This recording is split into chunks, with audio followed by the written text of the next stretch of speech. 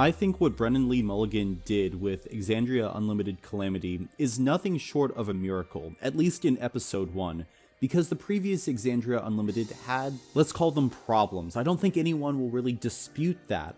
And Brennan was dealing with so much lore that is not his own. He had to learn completely new lore. And he was dealing with players that had been playing in a campaign revolving around that lore for hundreds of hours. And not to mention that he went into a, frankly, critical fandom who was going to tear any inconsistencies apart. And through it all, he knocked episode 1 of Calamity out of the park.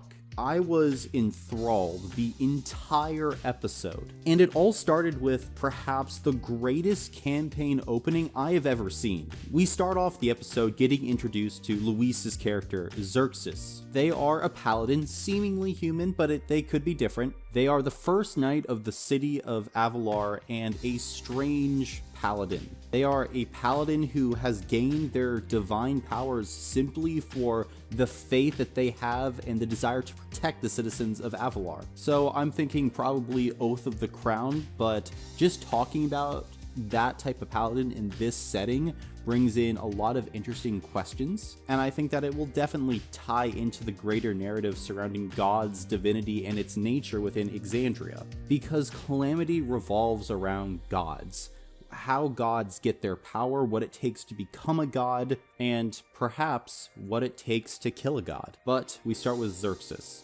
And Xerx is in a city being destroyed in slow motion. There are weird snippets of time dilation, and as the flying city of Avalar is being destroyed by many explosions, Xerx sees a boy with a shock of red hair, his son, Elias, when he was 5 years old. He's fishing into a pool of stars, and as Xerxes is investigating this, he hears a voice in Draconic speaking the words Gordranus. Literally translates to the Gathering Shadows, but in modern day Exandria, Gordranus is the city of Rossona. This is of course the capital of the Critan dynasty and the home of the Bright Queen. It was also, as we know, the capital, or at least staging area, of the Betrayer gods during the Calamity. So Gordranus is very important. And I would also be remiss if I didn't take just a little note to say that despite me talking about lore and theories throughout much of this video, the real magic behind Exandria Unlimited Calamity seems to be its emphasis on sadness and going into these darker themes. Personally, I know that a lot of D&D fans find D&D as an escape of kind of the weight of life. But for me, some of the juice that I find in my D&D games is when I can explore some of these dark or harsher topics. Xerxes is a great example of this. He has a dead husband, Evandrin, an elf with red hair that looks just like his son, Elias, who we learn later in the episode was a high-ranking member in the city of Avalar. From snippets of dialogue, I believe that Xerxes took over the position of First Knight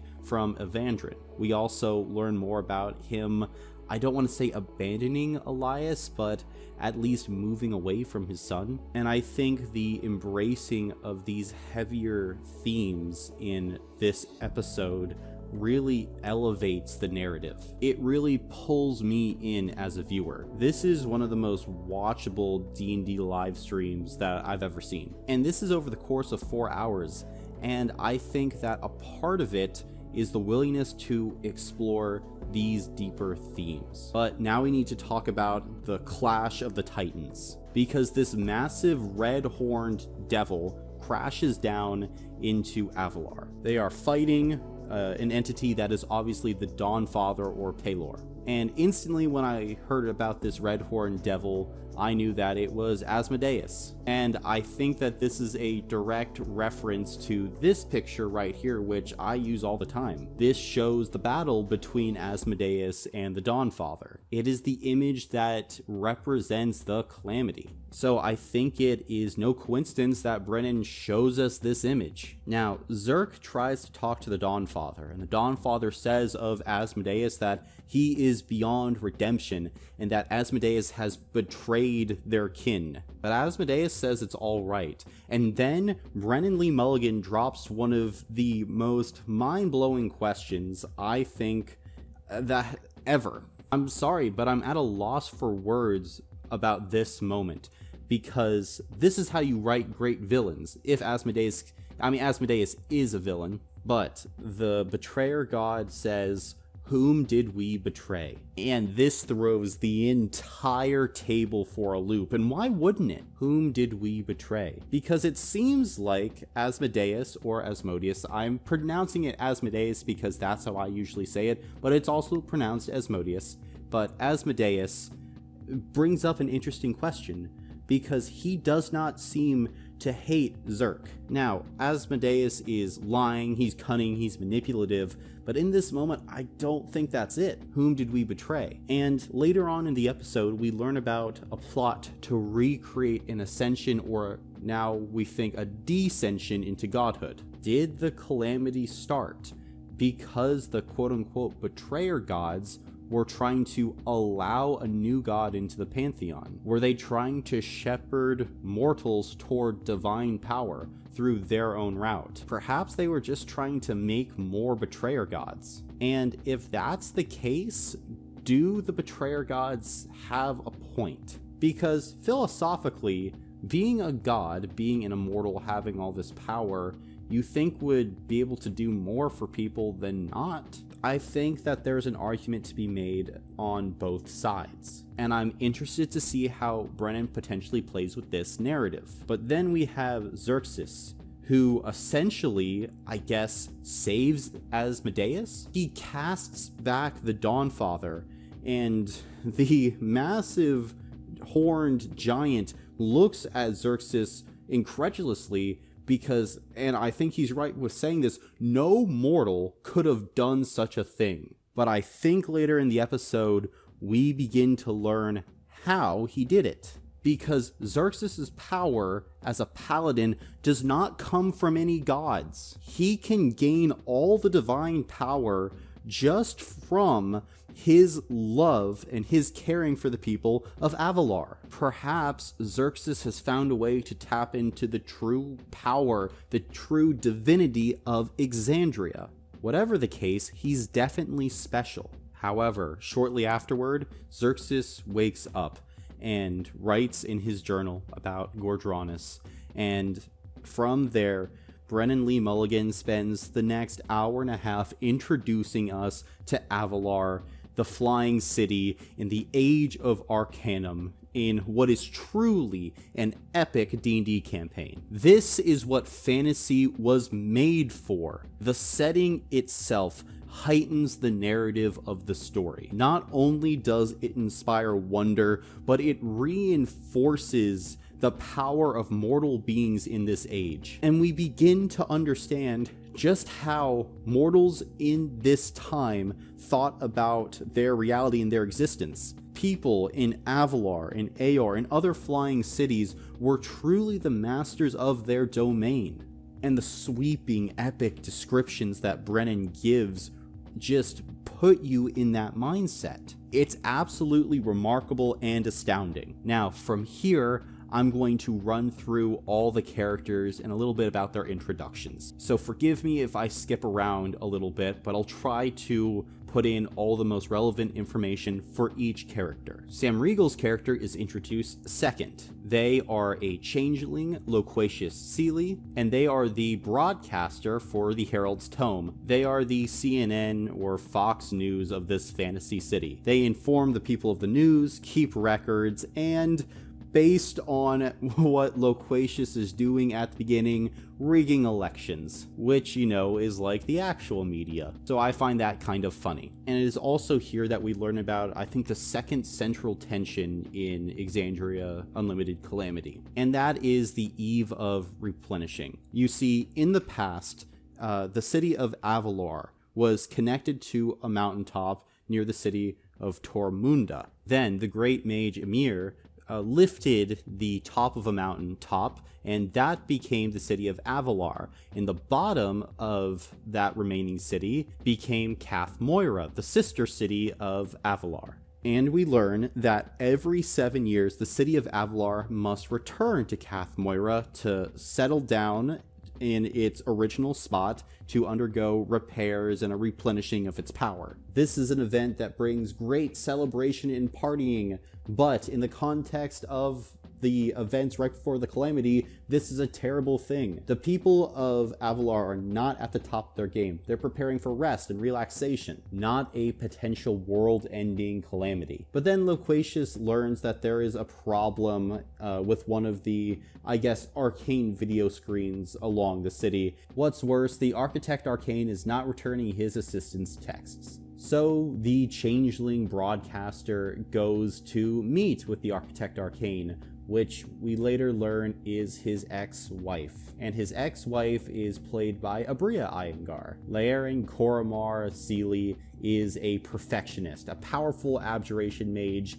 and the Architect Arcane, the primary arcane builder and the one who works on the arcane engine, which keeps Avalar flying in the sky for 7 years at a time, riding the arcane ley lines. When we are introduced to Laerin, we see that she is working on the arcane engine, and it is going terrifically. The engine is at full power, the batteries are at full power. It's great. However, a runner comes to her and gives her an interesting piece of information. Data so shocking that for the rest of the episode, Laerin can barely contain herself. This is where we learn about another central tension, the Apogee Solstice. Now, about every 20 years, the moons in Exandria align and the veil between worlds becomes weak. Great feats of magic can be accomplished during these windows, but every about 100 to 120 years, an apogee solstice can occur, and this is when the veil between realities becomes paper thin and incredible workings of magic are possible. Now, Laerin's data indicates that a reading of 0.025 means that there would be some shift in the arcane ley lines around Exandria. This is a problem for a flying city like Avalar because the city rides the arcane ley lines. If the ley lines shift, that would dramatically change the route that Avalar has to take. But the reading that Laerin gets back is not just above 0.025, it is a reading of 0.5. This is going to be a monumental shift of the ley lines across Exandria. The entire flow of magic across the world, across the prime material, is going to change. Obviously, this is big, and it's scary as well, because Laerin has a pet project. We have no idea what it is yet, but later on in the episode, when she grabs a piece of celestial metal from the seven heavens of Mount Celestia, she says that she now has everything she needs to complete her plan. What is she trying to do with the seven heavens? She asked the question about potentially going there. With so much talk about God's ascension and descension, any talk about a mortal messing with heavenly forces has me on edge in this campaign, because Laerin is a woman who is willing to push the envelope and is willing to seek perfection. Out of all the characters, she might be the one that pushes too far. And I just want to also give a shout out to Abria Iyengar's acting and character development that is going on in this session, because she really does an outstanding job. Say what you want about Abria, but she can roleplay characters with the best of them. And we can see that when Loquacious meets up with Laerin and they have a little bit of a spat, and that entire scene is such a great showcase of Sam and Abria's quick wit zipping back and forth. It's one of the highlights of the episode for me, because both characters get their well-deserved jabs in. We have Laerin criticizing Loquacious about his assistant, Arya, and then we also have Loquacious criticizing Laerin's attention and not giving the attention to possibly other relationships that they might deserve. But after this, we cut and we meet another character, Lou's character, Nydos. And Nydos runs the Golden Scythe. And this is one of the things that I think I missed in the episode, but I'm not really sure what the Golden Scythe's job is or what it does. I think it's an overall arching merchant company, kind of think like fantasy Amazon, but it also has detachments of like adventuring parties in there. Whatever the case is, the Golden Scythe is pretty much the richest organization in all of Avalar, and Nydos is essentially its CEO. He gets people rare items, they finance the Parade of Beasts and even get a Sphinx to walk in it. And it was at this moment in the episode where I truly realized that I was loving every moment of it. Like, I genuinely had a smile on my face the entire time. And watching Lou just roleplay and have fun and be goofy, all in the context of this epic narrative story, just warmed my DMing heart. This is D&D, and I think if Critical Role can replicate this type of tight storytelling combined with incredible actors doing their thing, that Exandria Unlimited is going to be so successful. This really just, I think that this series has such a bright future on the Critical Role channel. Hey everyone, before continuing with the video, I just want to give a shout out to the channel's affiliate and sponsor, Only Crits. Only Crits is an online store that specializes in dice sales and 5e adventure modules. They also carry in stock dice trays and other assorted D&D accessories. I personally love their spell scroll dice trays and their duck dice. I mean, look guys, they're ducks in dice. If that's not gonna sell you, I don't know what is. They also have other little small friends like chickens or pandas. If you're looking for a fun one-shot, I'd recommend The Emperor's End, or if you're looking for a full adventure, I'd recommend The Mountain Killer. It's a short adventure only running from levels 4 to 6, but it packs a lot of epic adventure and mystery in those short 3 levels. And it's set up so that you can drag and drop this plot into your homebrew adventures really easily. I've got an affiliate link in the description below, and if you enter the code DUNGEON, you will get a discount on your order. If you want awesome dice, accessories, or adventure modules, check out my friends at Only Crits. And now, back to the video. But next, we meet Travis's character, a 6'5" Esphira bird person rogue named Sarit, who has 2 tomahawks as their weapons. Absolutely fantastic. And it would be Travis in a city full of magical people to be playing a character completely without magic. But honestly, with how skilled Sarit is, I don't think he needs magic, because Sarit is an investigator for the Hall of Eyes. And when we meet Sarit, he's on the trail of Archmage Vespen Chloris. Now, there's a lot to go over with this sequence, and I think it's very important, so bear with me if I get into the minute details. The general assumption with this case is that Vespen was trying to recreate the matron's ritual. For those of you that don't know, the matron is referring to the Raven Queen, the goddess of death. She is a newly ascended goddess who took over the position as god of death. Now, because it's the age of Arcanum, many mages are trying to recreate this ritual and become gods themselves. This usually leads to them becoming a red paint smear on a wall. Doesn't usually go well. Using a bit of magic, they're able to completely recreate the sanctum that Vespen was in, that he was conducting his ritual in. Now, a few important details. There were both infernal and celestial glyphs on the floor. Everything was corroded, and we later learned that this corrosion is from a mass disenchantment, and this mass disenchantment was powerful. It completely eradicated a summoning circle, or almost completely eradicated it, because Travis's character's super high investigation was able to find the faintest traces of a summoning circle. He was also able to find a corroded golden bow. And piecing all this together, we learned that something escaped its bonds, in that the escape is what caused this damage. Maybe not necessarily any ritual, because it doesn't look like Vespen was trying to conduct a ritual, at least a ritual in the same vein of trying to rise, to ascend. But perhaps he did something different, and we'll talk about Vespen at the very end of this video. So we know that it was a very powerful disenchantment, more powerful than a mortal mage could probably theoretically create. Whatever escaped is incredibly powerful and not of the prime material. We have to keep that in mind. But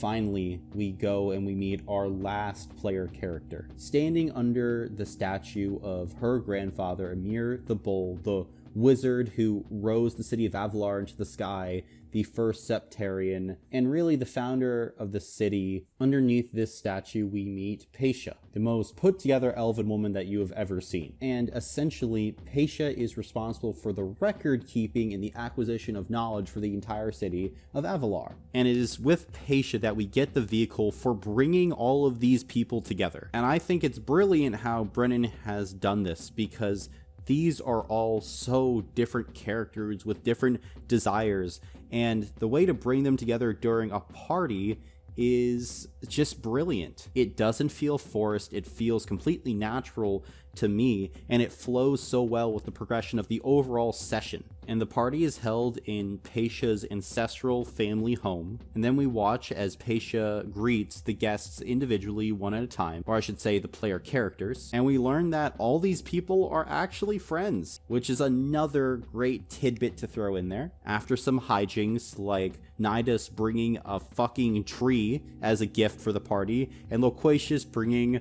Bolo or Bola from the city of Aor, who honestly reminds me of those weird twins from the Legend of Korra. The party sits down and begins discussing their days, and I was so happy when Xerxes sat down and literally just dispensed the entire story, his entire dreams to everyone. This group did not hold anything back, which makes the storytelling flow so smoothly. And we learn many things from this, like Gordranus meaning the gathering shadow, and its let me say this, its connotation is that of something that should be feared. In Draconic, if you're saying Gordranus, it's something that a dragon might think of as deadly or something that could kill it, which for dragons means it's something pretty serious. We also get the party looking over the piece of the bow, and we learn that it was once a 12-foot long bow, and a bow from a solar. Now, I don't know if you guys understand just how powerful a solar is in 5th edition D&D, or really in any edition of D&D, particularly that bow of a solar, because that bow, or that piece of the golden bow, is actually called a slaying longbow. A slaying longbow, when it hits a creature with 100 hit points or fewer, makes them make a constitution saving throw, and if they fail, that creature instantly dies. A solar with that bow could one-shot many of the player characters in Exandria Unlimited Calamity. For that bow to break is a big deal. It is considered a very rare, or probably a legendary item. The gold that this bow is made from, the extraplanar celestial gold,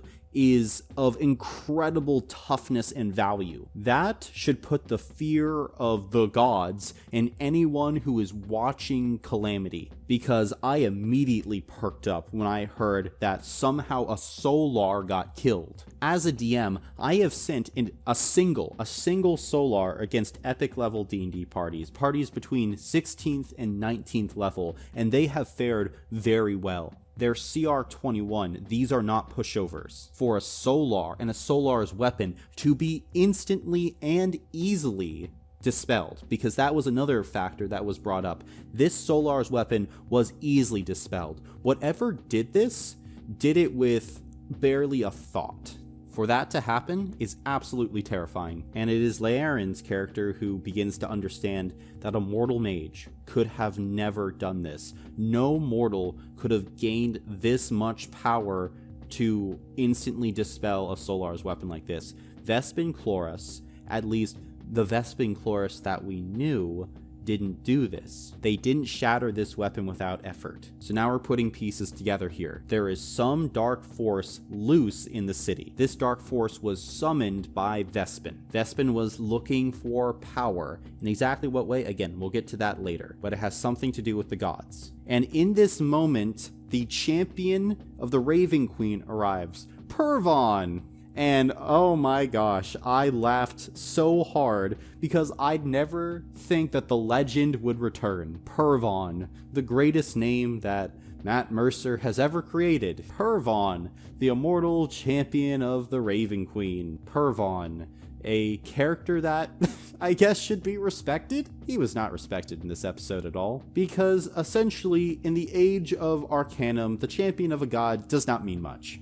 And considering that Pervon, according to Brennan, is like 7th or 8th level, why should they respect him? I mean, heck, he's got mud on his shoes. But I found it interesting because one of the higher ranking members in Avalar attempted to essentially claim that the Raven Queen was still on the side of mortals, that she was still of the mages. This I found so weird, and it's definitely speaking to the arrogance of these people. I don't think Avalar thinks that they can fail, and that's why I'm so interested in Calamity, because hubris, I think, is what is going to destroy everything. From what we're seeing, the Calamity could have probably been stopped 100 times over if people just stopped and checked their hubris at the door for a hot second, because Pervon leaves after being insulted, and as members of the group run after him, we learn that he was here for a purpose. The Raven Queen, the matron mother, has felt something shifting on the prime material, something that even her sight doesn't reach, and Vespen started something, conducted a ritual. But he didn't try to draw power from the Raven Queen, and he didn't try to usurp any other prime material deities. The Raven Queen checked. So, if he's not trying to go with the prime material deities, and the outlines of the ritual seem to not fit that, what could he have been doing? Well, if he's not going prime material, he's probably going betrayer. He's not ascending, he's descending. And this is a hugely important distinction, because every mortal mage has attempted to ascend and become a prime deity. Trying to boot a betrayer god or take a new spot, a spot that no other god occupies, now that could work. Now, during this time, Paisha is still at the party and is using detect thoughts to just scan.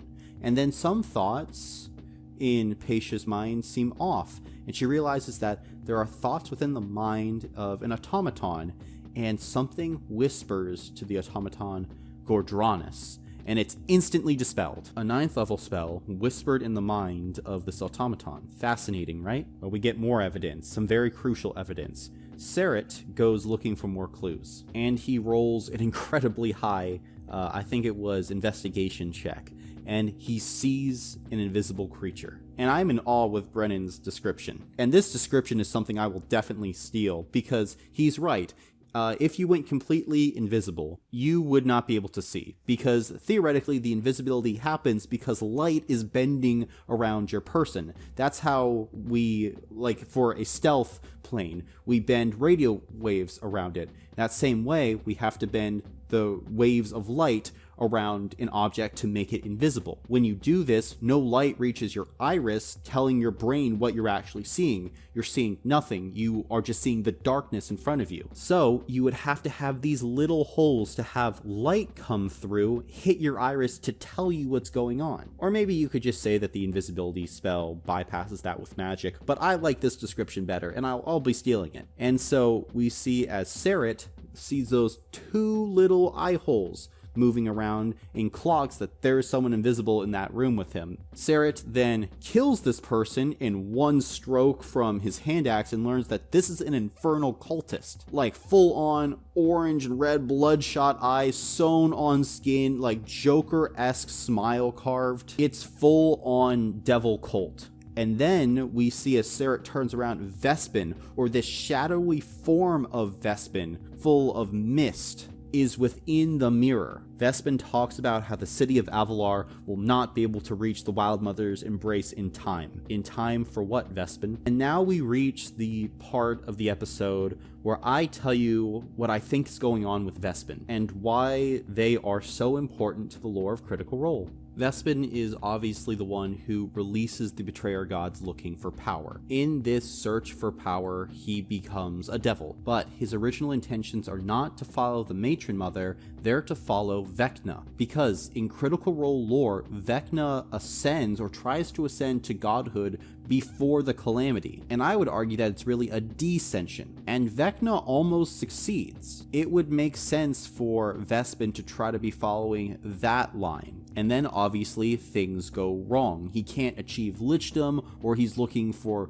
more power or something. And because of that, the Lord of the Nine, Asmodeus, reaches out to Vespen. He offers Vespen power in exchange for helping to release the Betrayer Gods. Now, I'm going to read from the commandments of the Lord of the Nine Hells from the Tal'Dorei campaign setting, and there are 3 tenets. The first is to assert your dominance and gain power over others. The second is to repay cruelty done to you with further evil. And third, as you ascend to power, do not pity or show mercy to those you climb over to get there. Now, how would this fit with Vespen? Well, we learn from Laerin that the arcane engine within Avalar requires the destruction, the burning of magic items in order for it to run. Additionally, we learn that Avalar, as it's flying around the ley lines, is sucking up arcane energy, which it then dispenses when it reunites with Kath Moira. But what about the other people? Because think about this. Both the acquisition of magic items and kind of the stealing of magic,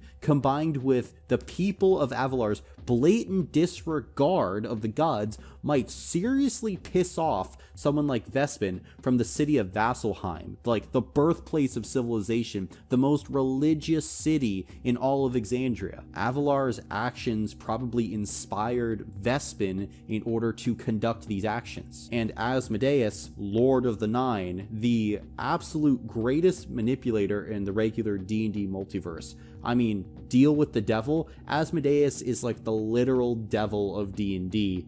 He was able to convince, or probably is going to be able to convince, Vespen to release the Betrayer Gods out of the prison. The ritual probably released at least one Betrayer God already. And I would probably bet that it might be Zahir, the Cloaked Serpent. It's probably not Asmodeus yet, but it could be any one of the Betrayer Gods, really. The Draconic also makes me want to lean Tiamat, since she is also in the Nine Hells, technically trapped there, but I don't know if Tiamat would have the power or the magical capability to do any of this. Now, why is Vespen in that mirror? Well, you see, I don't think he's actually in the mirror. I think Vespen's body was changed, but he still has a physical presence. He's probably just scrying from somewhere else. Because again, Vespen is the key to unlocking the rest of the Betrayer Gods. As we learned earlier on in the first episode of Calamity, or what we were refreshed on, the prime deities are walking around the earth. They and their angels have presence. But the Betrayer Gods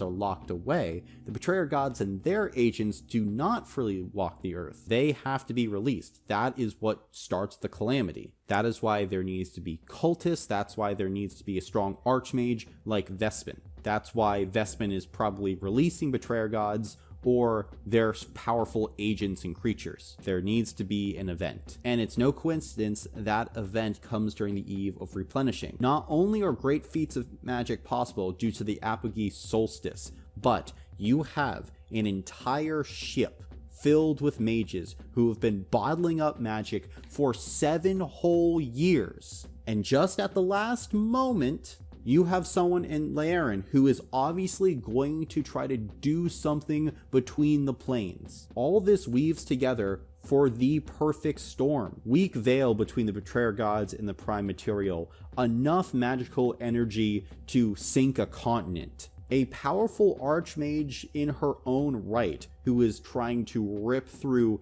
the veils already. A number of cultists and a successful ritual and agents already swarming out into the city of Avalar. This is the beginning of the Calamity. The hubris of Avalar created their own monster, and their lack of awareness and their own arrogance leads to the situation of their fall, their literal fall. In the very first 20 minutes of Calamity, we see what the fate of Avalar will be. As Asmodeus is released and fights the Dawnfather, Avalar falls from the sky. During the seismic shift of the Fey lines and the incredible amount of magic that pulses through Exandria, Avalar, Aar, and the other flying cities collapse and fall from the sky. It is a disaster unlike anything Exandria has ever known before. And we are all so lucky that we have such an incredible cast and DM to walk us through this intense,